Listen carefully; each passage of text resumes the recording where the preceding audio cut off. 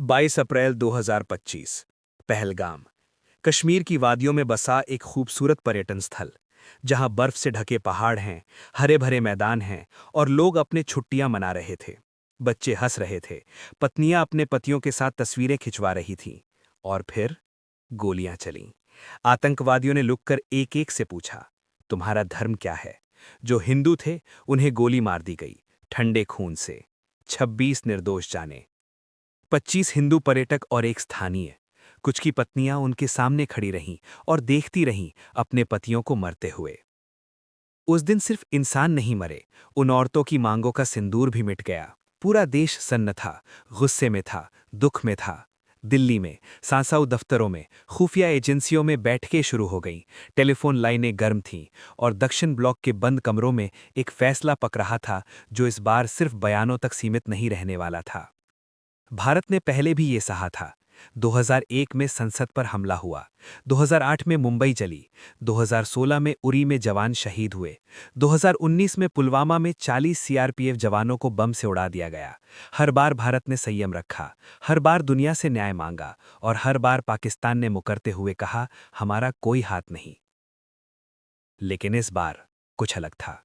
खुफिया रिपोर्टें साफ थीं। पाकिस्तान की धरती पर पले बढ़े आतंकी संगठन लश्कर-ए-तैयबा और जैश-ए-मोहम्मद इस हमले के पीछे थे। उनके ट्रेनिंग कैंप, उनके अड्डे, उनके नेटवर्क, सब कुछ मैप पर था। भारतीय सेना के तीनों वंग, थल सेना, वायुसेना, नौसेना, मिलकर तैयार हो रहे थे। रात गहरी हो रही थी। 6 मई की आधी रात बीत चुकी थी। 7 मई की सुबह आने से पहले ही भारत के लड़ाकू विमान और मिसाइलें हवा में थीं। लक्ष्य तय थे। 9 आतंकी ठिकाने। मुजफ्फराबाद में लश्कर का कैंप, बहावलपुर में जैश का मुख्यालय, मुरीदके में वो जगह जहां से दशकों से आतंक को पाला जाता रहा था। ये वो जगहें थीं जो सालों से भारत की आंखों में छुपती रहीं, जहां तक पहुंचना एक सपना लगता था। आज वो सपना एक मिशन बन चुका था। ऑपरेशन सिंदूर शुरू हो चुका था।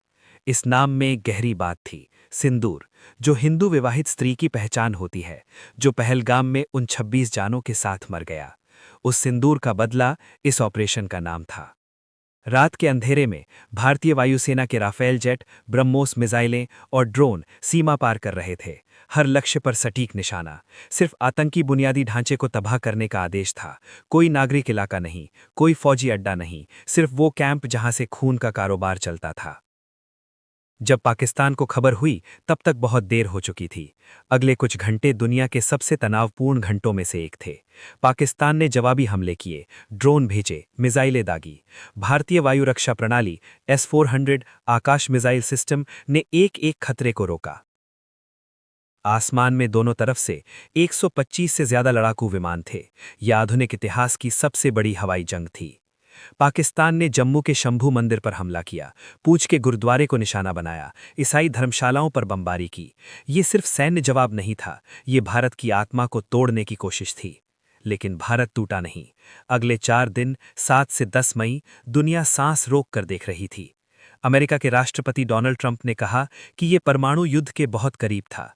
दुनिया के राजनयिक दोनों देशों से बात कर रहे थे, लेकिन भारत अपनी शर्तों पर था। 10 मई की शाम 5 बजे पाकिस्तान की डीजीएमओ ने भारत के डीजीएमओ को फोन किया। संघर्ष विराम। पाकिस्तान ने पहल की, क्योंकि भारत ने उसके हवाई अड्डों, उसके रडार सिस्टम, उसके कमांड सेंटर, सबको एक एक करके नष्ट कर दिया था। पाकिस्तान की वायु रक्षा प्रणाली छलनी हो चुकी थी।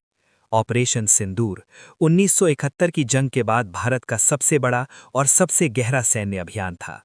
9 आतंकी ठिकाने तबाह, लश्कर और जैश के कैंप मिट्टी में मिले। तीनों सेनाओं ने मिलकर काम किया, जमीन पर, आसमान में और समंदर में। भारतीय नौसेना का कैरियर बैटल ग्रुप अरब सागर में तैनात था। पाकिस्तान का पूरा तट उसकी निगाह में था। ये सिर्फ एक ऑपरेशन नहीं था, ये एक संदेश था। भारत ने दुनिया को बता दिया कि अब नियम बदल गए हैं।